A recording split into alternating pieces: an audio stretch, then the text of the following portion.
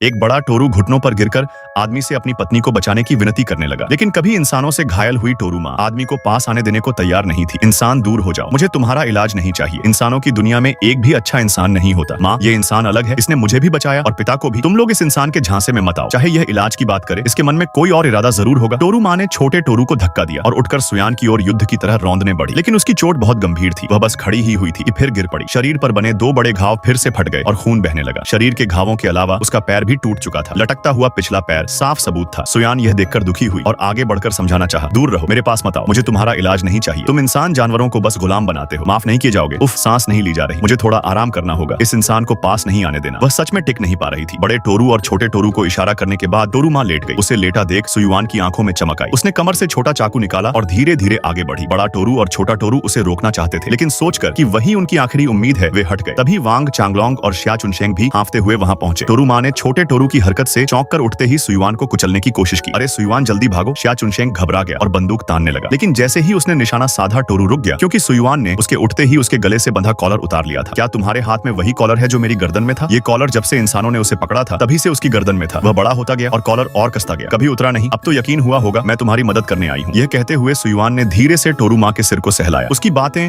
और चेहरा देखकर टोरू माँ धीरे से लेट गई। उम्मीद है यह इंसान मुझे धोखा नहीं देगा। ये आखिरी बार है जब मैं किसी इंसान पर भरोसा कर रही हूँ। वांग अधिकारी, मेडिकल बैग दीजिए, चोट बहुत गंभीर है, तुरंत इलाज करना होगा। सुयान के कहने पर वांग चांगमिंग बैग लेकर आया। हटो, तुम इंसान, नुकीले चेहरे वाले, तुम अच्छे नहीं लगते। टोरू पिता ने अपने दरवाजे जैसे बड़े सींग वांग चांगमिंग की ओर तान दिए। खुशी से दौड़ता आया। वांग चांगमिंग वहीं रुक गया। अरे भाई मत करो, मैं तो सामान देने आया हूँ तुम्हारे साथी के लिए। सुयान बचाओ, ये मुझे मार देंगे। सुयान ने जल्दी से आकर टोरू को रोका और बैग लेकर वांग चांगमिंग और दूसरे को गुफा से बाहर भेज दिया। फिर उसने टोरू माँ का इलाज शुरू किया। पहले दो बड़े घावों का खून रोका और टांके लगाए, फिर टूटे पिछले पैर को राल से बांधकर स्थिर किया। काफी मेहनत के बाद आखिर इलाज पूरा हुआ। आओ अब खड़े होकर देखो, चल पाती हो या नहीं। शरीर में अब बिगड़ाव नहीं था। टोरू माँ सावधानी से खड़ी हुई। घाव से खून रुक चुका था और मेरा पैर भी हिल रहा है।